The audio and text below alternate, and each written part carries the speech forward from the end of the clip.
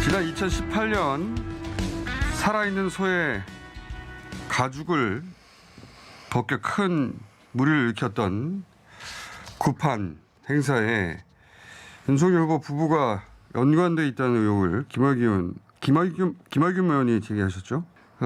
건진법사의 딸도 등장한다면서요. 네, 바로 아까 틀었던 영상의 한 장면에서 그 건진법사의 딸이 직접 카메라를 들고 현장 여기저기를 누비면서 사진을 촬영하는 모습이 보입니다. 예. 그리고 그 건진법사의 딸이 10여 년 전에 코바나 컨텐츠 김건희 씨 행사에 가서 이미 그 관계가 10년 전으로 거슬러 올라간다. 네. 2011년 한 행사장에서 건진법사의 딸이 코바나 컨텐츠 스텝으로 참여하고 있었다 이미. 네, 그렇습니다. 예, 그 행사장 위에 걸려 있는 연등에 이제 이름들이 걸려 있는데. 네.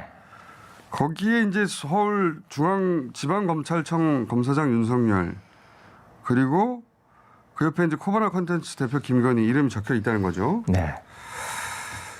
그런데 이제 여기 대해서 국민의힘에서는 대통령도 걸려 있지 않느냐, 그리고 충주시 정치인 이름도 걸려 있지 않느냐. 네.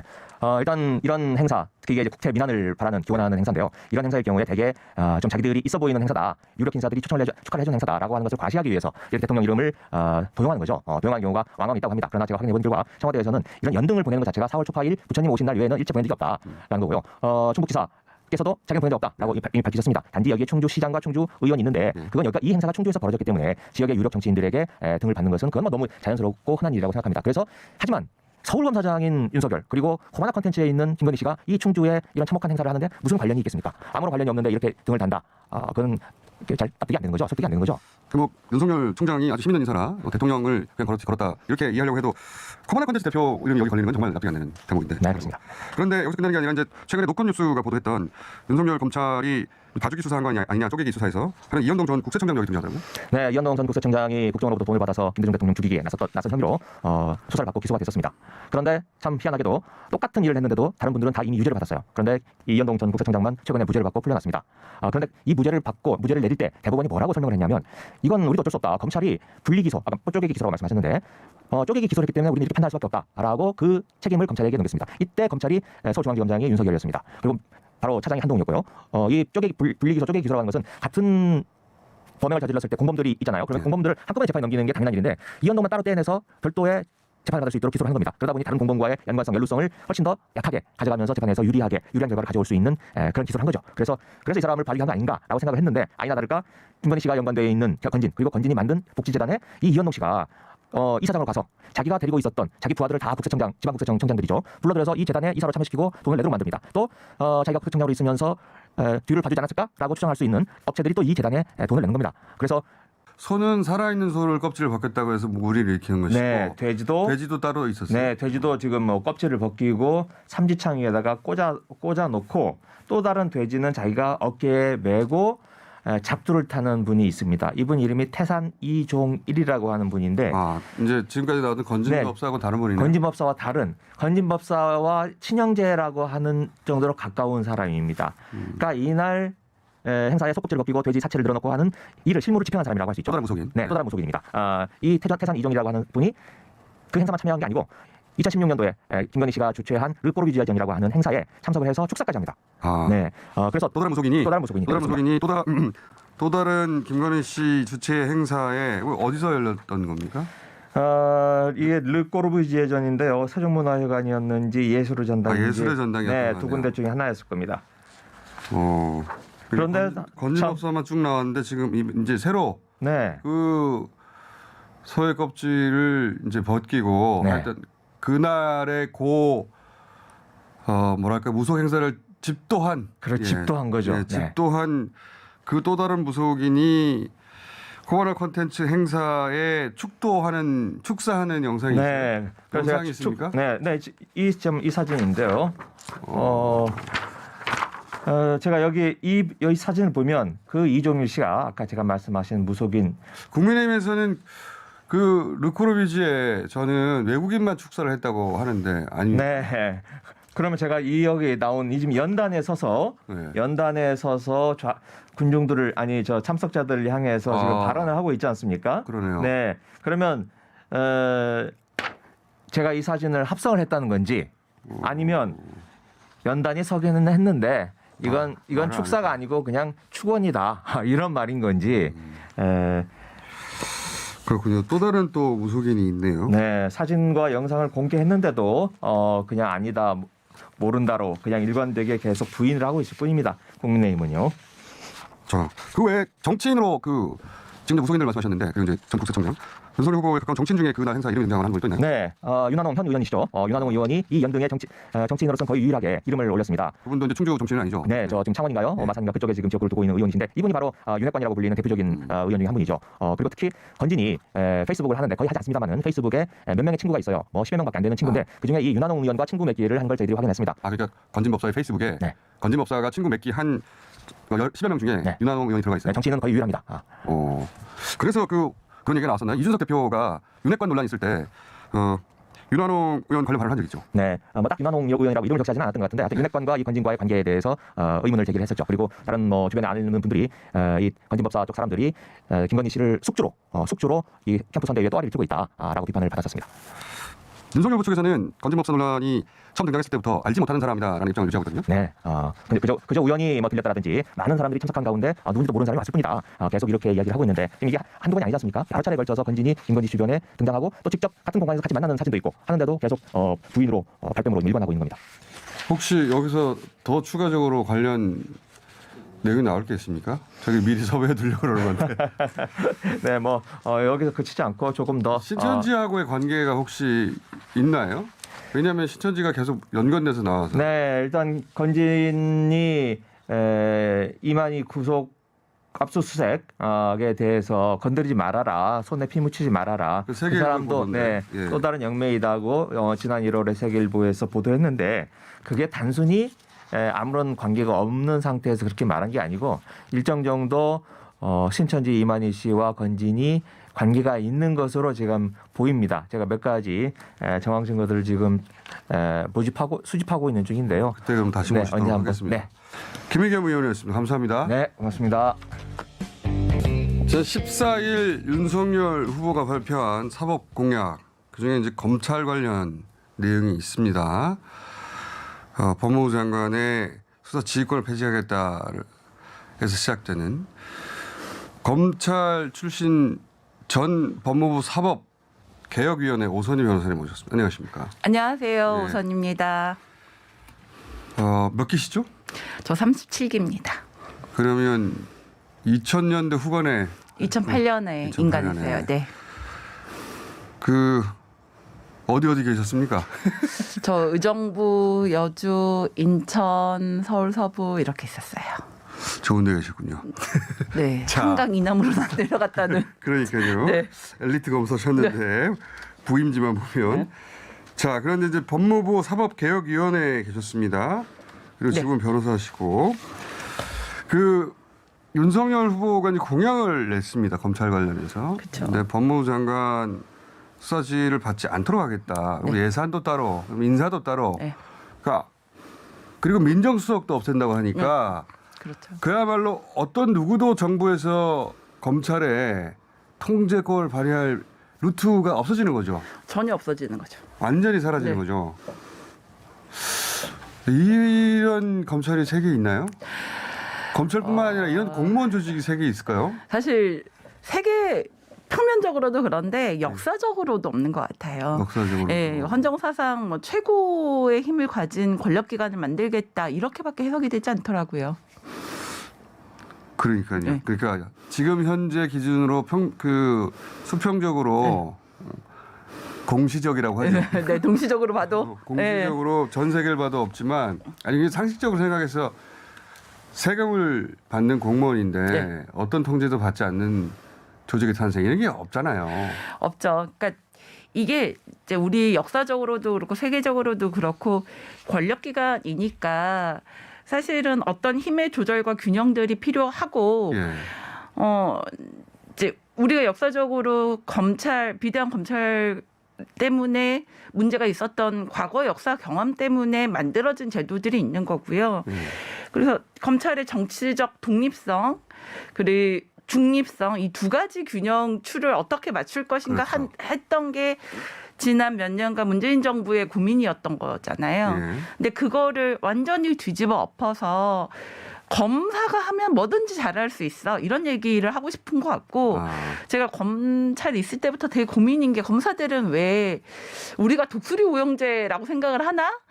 지구의 모든 일을 우리는 다 해결할 수 있는 것처럼 생각을 하나? 그렇게 이런 생각이 정말 많이 들었거든요. 검찰 조직 내는 그런 문화가 있어요. 네, 그러니까 국회의원이든 뭐 전직 대통령이든 뭐 재벌이든 그 누구도 우리 앞에 오면 우리가 수사를 할 수 있고 우리가 무릎 꿇릴 수 있어. 그리고 이 모든 문제를 우리가 해결할 수 있고 우리가 정의로워. 이 관념이 너무 강한데 그게 그 관념은 자기 머릿속에 있는 관념인 거잖아요. 네. 객관적이고 사회적인 고민이 아니라는 거죠. 그거를 가지고 지금 그러면 우리가 옳은데 우리를 뭐라고 하는 사람들은 다 나쁜 사람들인 거고. 그래서 저는 그것의 장점, 그것의 아주 최고의 모델이 지금 윤석열 후보라고 생각이 들어요. 검찰 평생 검사였고 검찰총장까지 하셨고 검찰총장에서의 여러 가지 언행으로 인해 대선 후보까지 되셨고 그 지지율이 지금 각종 여론조사에 오차범위 얘기는 하지만 이를 달 여론조사가 많고 그러다 보니까 평생 알고 있던 그리고 익숙했던 그 검찰의 시각, 검찰이 하면 잘할 수 있고 모두를 바로잡을 수 있고 이 시각으로 그렇다면 검찰 조직의 그 문민 통제 수단이라고 생각하는 그 수사 지휘권이라든가 또 뭐 예산권이라든가 인사권 이런 게 다 족쇄라고 생각하는군요. 그렇죠. 우리가 잘하면 잘할 수 있다는데 그거는 굉장히 독선적이고 사실은 독재 사회에서 가능한 발상인 거죠. 우리가 가장 잘할 수 있는데 왜 우리한테 이런 여러 가지 통제 수단을 둬서 불편하게 만들어? 그렇죠. 불편하게 만들어. 왜 우리한테 뭐라고 하지? 우리한테 뭐라고 하는 사람들이 자기들이 나쁜 사람들 아니야? 저 사람들은 다 잡아야 되는 거 아니야? 이런 사고가 흐름이 그렇게 가는 거죠. 그게 실제로 그렇게 생각해요? 모두가 그렇게 생각하는 건 아니겠죠, 설마. 함정이 있어요. 네? 그러니까 수사를 할 때 내가 다 알아야 함정이 있죠. 내가 알기 때문에 조사를 하고 수사를 하고 야단을 치고 그래서 이 사람 나쁜 놈이니까 기소를 하고 이 사람은 알고 보니 좋은 사람이니까 범죄를 저지르지 않았으니까 불기소를 하고 그러니까 결정권을 갖고 굉장히 법률적으로 허용된 사람은 인신구속을 할 수도 있고 통신을 다 뒤질 수도 있고 이런 권한이 있는 거잖아요. 그렇죠. 그 사람들이 숨기고 싶은 걸 다 파낼 네. 권리가 있죠. 그래서 그 사람보다 어쩌면 더 많은 것을 당사자보다 더 많은 것을 캐낼 수 있는 당사자는 권한이 잊어버렸던 과거의 무슨 문자도 꺼내올 수 있고. 네. 그러다 보니까 내가 다 알고 내가 이것을 판단할 수 있고 내가 정의로워야 함정에 빠질 수 있는 직업이에요, 사실은. 사람이 보통은 남의 뒷이야기한 거 절대 알 수 없는데 검사는 주어진 권한 때문에 그걸 다 뒤질 수 있고 어느 순간 이쪽에 전지전능한 것 그렇죠. 같은 착각을 하게 되는구나. 네. 근데 그게 사회적으로 나의 위치에 대한 생각을 못하는 거죠. 그러니까 제가 아까 독수리 오영제 의식 같다는 생각이 들었던 게 세상의 모든 일을 내가 다 출동해서 내가 다 정리할 수 있다는 착각에 빠져요. 그것도 가장 정의롭게. 네. 그러면 정치인이든 또는 뭐 기업인이든 또 뭐 일반인이든 다 잠재적인 범죄자. 그쵸. 그들 뒤를 파보면 뭔가 나오게 돼 있어. 그렇죠. 그런데 우리는 그렇지 않아.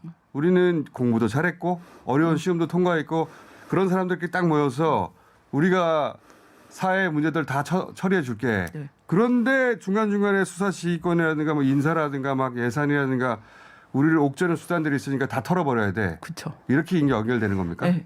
그게 바로 굉장히 독재적 아이디어라고 생각이 드는 거고요.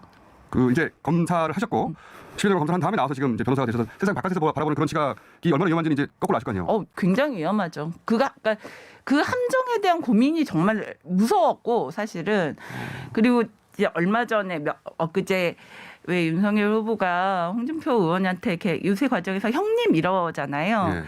근데 그 형님이 사실은 검사들은 심지어 제가 퇴직한 지금도 검사들끼리는 뭐 누나, 언니, 형님 이렇게 부르거든요. 진짜 그 형님 문화가 있어요. 법원 판사들은 기수에 상관없이 판사님이라고 말을 하지만 검사들은 형 누나를 하거든요. 예. 문화가 다르군요. 완전히 다르고 패밀리 문화가 분명히 있고요. 그것이 사실은 검사의 힘일 수도 있고 그것이 바로 집단적이고 폐쇄적인 문화를 만드는 그래서 줄 세우기 문화를 만드는 근본적인 그 감성 이런 거인데 그게 지금 이렇게 이제 튀어나오기 시작하면 굉장히 무섭죠. 저는 사실은 이 말들이 무서웠어요. 검찰 집단의 이제 인식을 아시는 분으로서 만약에 저렇게 통제를 아무것도 할 수 없는 거잖아요. 전혀 할 수 없죠. 공무원들이 이제 예산과 인사와 명령으로 통제하는 것인데 안 그래도 가장 막강한 권한을 가지고 있는데 아무도 통제할 수 없으면 그러면 검찰이 저 사람들은 혹은 저 조직은 혹은 저 정치는 나쁘다라고 판단하는 순간 끝나는 거잖아요, 그냥. 그게 검사의 판단인 거죠. 그렇죠. 민주적이고 사회적 판단이 아니고 사실 검사의 판단이죠. 근데 법치라는 것이 이 사회에서 우리 법이라는 게 국민들이 살아가면서 그 룰을 정하는 거잖아요. 그러면 그 사회적으로 해석이 되고 국민적으로 동의되는 방식의 법과 해석 집행 이런 것들이 필요한 것인데 그 시대에 맞는 예. 게다가 역사도 중요하죠. 역사성도. 예. 그런데 지금은 그 판단을 사실은 그래서 우리가 검찰 조직에 대한 민주적 통제가 그 맥락인 건데 그래서 그렇게 하는 그거를 건데. 벗어 던지겠다는 거죠. 그러니까 특히 뭐 이번에 뭐 검찰의 예산권 독립 이런 거 생각을 해보면 지금도 검찰에서 예산을 정리해서 필요한 예산들을 정리해서 법무부에 주고 법무부에서 내부적으로 정리하는 거 이상의 의미는 없거든요. 그러면 예산권 독립이라고 하면 예산권을 우리가 어디에 필요하다 이런 것들을 마음대로 정리하고 최소한의 거름망도 필요 없다 이거 이상은 아니에요. 그래서 이상하죠. 그러니까 왜 예산에 대한 거름망을 벗어 던지고 싶은 것일까? 근데 검사들은 사실 수사의 특성상 특활비가 안 필요하지는 않거든요. 필요하거든요. 근데 그런 그 특활비가 사실 어마어마한 돈이고 사회적으로도 계속 문제가 됐단 말이에요. 그러면 예산을 법무부에서 한 번 걸러주고 나중에 한 번 다시 들여다보고 이 과정은 그냥 거름망의 과정인데 최소한의 거름망도 싫다는 거니까 이상하죠. 이상하죠. 인사도 공무원 인사를 자체적으로 하겠다. 이 발상은 공무원이 아니라 자기들끼리의 나라에서나 가능한 거예요. 네, 맞아요. 월급은 세금으로 받는데 세금으로 받는 월급 그리고 특활비 그거는 좋은데 자신들이 권한을 행사할 때는 어느 누구도 여기다 시비를 걸지 마 이거잖아요. 이게 검찰 인사도 이게 이런 공무원 조직이 어떻게 가능하다는 거죠 이게? 저는 제가 검사할 때는 검사 인사가 이상하다는 생각을 못했어요. 왜냐하면 그냥 다 그렇게 하는 줄 알고 그랬더니 나중에 생각을 해보니 검사는 검사로 계실 때는 우수 검사로 선정되셨던데. 예. 그때 나오고 나서는. 그러니까 검사는 근데 저는 제가 인사평가를 어떻게 받았는지 지금도 모르거든요. 근데 검사는 당사자들의 인사평가에 대해서 알려주지 않아요. 알려주지 않고 어떤 기준으로 어떻게 인사를 받는지 모른단 말이죠. 그러면 소속 부장, 차장, 검사장이 평가를 하는데 그 평가의 기준도 방법도 몰라요. 지난 당사자들이. 주말에 윤석열 후보가요. 열정 열차라고 하는 유세 열차죠. 이 속에서 비어 있는 앞좌석에다가 신발을 신은 채 발을 올려놓아 가지고 근데 그 사진이 공개됐습니다. 그래서 많은 화제가 됐었는데요. 이것은 대각선에 이렇게 앉아 있었던 같은 당의 정치인이 찍어서 SNS에 올리는 바람에 이렇게 알려졌는데요. 이게 다리에 경련이 일어나서 제가 일어난 게 아닙니다. 경련이 일어나서 잠시 올려놨을 뿐이라고 이렇게 변명을 했는데 나중에 이제 또 유감 표명도 하기도 했습니다. 국내 네티즌들은요 예의가 없다, 뭐 상식이 어긋난다 이런 그런 의견들이 많았고요. 근데 이제 제가 이제 이걸 갖고 온 이유는 일본에서도 이것을 이제 보도한 기사가 떠가지고 네네. 이게 또 아주 일본에서 화제가 되고 있습니다. 근데 이제 그 댓글들이 하도 참담해서 네네. 그래서 이제 한번 소개를 해보려고 하는데요. 이런 정도의 댓글입니다. 보시다시피 한국에서는 당연한 일이지 뭐 내가 누군지 알아? 윤석열이야. 뭐 이렇게 얘기했다는 얘기고요. 대통령 후보조차 이 정도의 민도이다. 이 정도의 인간이라니 뭐 룰도 매너도 없는 게 한국스럽다. 웃을 수밖에 없다. 이런 패거리가 대통령 후보라니 역시 한국 막 이렇게 했습니다. 그래서 저뿐만이 아니라 저건 이제 어떤 한 화면을 딱 찍었는데 다 댓글이 저런 식이에요. 완전히 나라 만신 수준이네. 그래서 이제 일반적으로 뭐 정말 상식이 벗어났다 이런 사람이 대통령 후보라니 뭐 이런 게 제일 많았고요. 너무 우리를 창피스럽게 하는 댓글들이 좀 있습니다. 가령 일본인이라면 고등학생들한테나 주의받을 일이다 이런 것도 있었고요. 만약 일본의 초등학교에서 그 학생이 열차 좌석에 구두를 신은 채 발을 올려놨습니다. 여러분 어떻게 생각하세요? 라는 주제로 학급 회의를 하면 그 학생은 이 사람보다 더 비난받을 것이다. 이런 얘기도 있습니다. 또 어떤 사람은 위키백과를 또 찾아서 이 윤석열을 검색했나 봐요. 그랬더니 이 사람 아버지 쪽 조상은 조선시대 공주에서 대대로 유학자를 배출해온 명문가 집안이다. 부모는 모두 대학 교수다. 그러니까 이런 좋은 집안 출신인 사람이 이런 정도의 상식밖에, 이런 정도의 예의밖에 못 갖추고 있느냐는 그런 의미 아니겠습니까? 그렇죠. 네. 하나 더 하면 그보다 더 놀라운 것은 그 국민의힘에 소속된 정치인이 그 사진을 자신의 SNS에 올렸다는 점이다.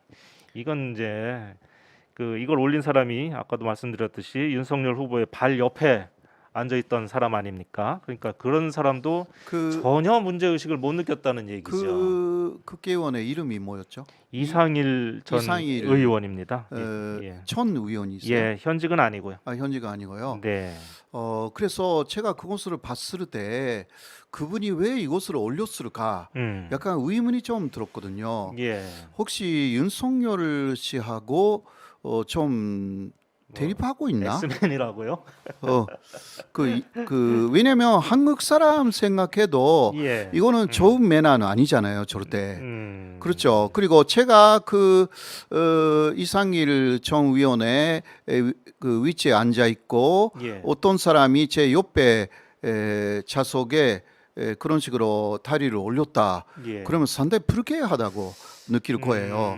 예. 그렇게는 한데 어떻게 이 후보한테 뭐라고 이렇게 지적을 할 수 없는 그런 분위기가 있는 게 아닐까 하는 그런 생각이 들어요. 네, 그런데 그것을 왜 더 올려요? 그게 그러니까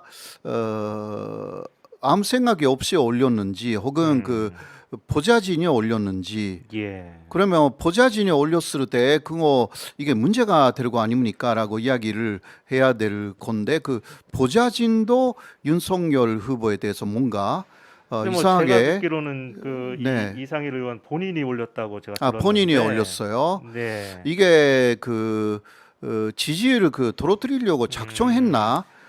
저는 그렇게까지 느꼈어요. 설마 그랬겠습니까? 아니 예. 그러니까 이거는 물론 아니를 승하 전분이 있는데 네. 국민의힘 안에서 뭔가 더 새로운 대립이 있는 거 아닌가?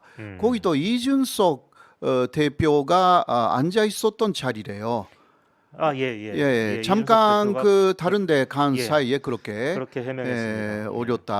올렸다라는 것인데요. 그것도 좀 이상해요. 사람이 일단 예. 있는 자리에 보통 사람의 산식으로는 잠깐 갔다고 해서 예. 다리를 더 올릴까요? 그렇게 더 그들을 신고 올리면 더러워지잖아요. 그러니까 그 사람이 갔다가 올 거 아닙니까? 원래 예, 자리 그러니까요.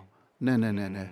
그러니까 그런 면에서는 그러한 전후의 사정을 전혀 배려하지 않았다라는 예. 게 사실이 되기 때문에 이게 멘탈 상태가 어떻게 되어 있는가라는 문제가 나올 수밖에 없는 것입니다. 그러니까 아까 그 댓글에서도 봤듯이 나 윤석열이야 뭐 어쩔래 뭐 이런 그런 멘탈이 느껴지는 거 아닌가 하는 생각도 듭니다. 그러니까 예를 들면 이준석 씨가 왔을 때 예. 좀 이게 더러워졌다고 해서 그것을 더러뜨리거나 흙이 있으면 그런 것까지 있었다라고 하면 그 문제는 없다고 할 수는 있지만 약간 좀 이해가 안 되는 그 멘탈 상태하고 그것을 올린 사람들의 그 멘탈 상태 이게 정말 이해가 안 돼요. 이해가 안 되죠. 이해가 안 됩니다. 그러니까 제가 본 일본 쪽의 댓글도요. 심한 것은 화가 난대. 일본 사람인데 왜 화가 나냐? 좀 일본에서 봐도 이거는 화가 난대요. 그런 게 좀 있었거든요. 교수님 생각에도 이거 일본 쪽으로 가더라도 있을 수 없는 일이죠, 이게. 이런 사람 봤습니까 혹시 기차에서 일본 기차 안에서? 아니 큰일 납니다. 큰일 난다고요? 예. 예. 일본에서는 이런 식으로 하는 사람은 예. 정말 본 적은 없고요. 예. 그리고 이게 이렇게 사람들이 그 앉아 있잖아요. 음. 앉아 있는데 혼자만 이렇게 한다라는 것 자체가 이거는 뭐 특공 계급도 아니고 좀 이해가 안 되는 부분이에요. 좀 예. 권력자들, 총리나 무슨 뭐 당 간사장들 뭐 이런 정도면 할 수 있는 행위입니까? 아니야, 그런 식으로 하면 더 큰일 납니다. 예. 예, 권력이 있는 사람이면 일수록 이런 행동을 하면 안 되는 것입니다. 예. 예, 그게 막 일본이 아니라 세계적인 산식이 아닐까요? 그 프랑스의 대통령 마크론이 이런 식으로 하면 어떻게 될까요? 예.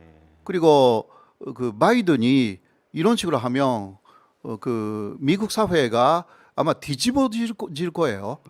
예. 그 예. 한국이었으니까 이천도 아닐까 오히려 예. 저는 그렇게까지 예. 상당히 심각하게 봅니다. 저로서는. 알겠습니다. 제가 여기까지면 또 이걸 안 갖고 왔습니다. 근데 여기보다 한 단계 더 나아가서 이게 나라 망신이구나 하는 생각이 들게 하는 댓글들이 또 여러 있어가지고요. 굉장히 많았어요. 가령 이렇습니다. 한국의 대통령 후보는 다 안 되겠네. 본인도 부인도 제대로 된 사람이 없는 것 같다. 이런 나라와 어울려야 하다니 일본도 큰일이다. 이런 정도의 사람이 정치인인 나라와 대화나 회담을 하는 건 시간 낭비입니다. 최고 자리에 서려고 하는 사람이 이 정도 민도이군요. 이런 사람을 응원하는 사람도 같은 민도. 이런 사람이 이 후보 할 수 있는 나라도 같은 민도.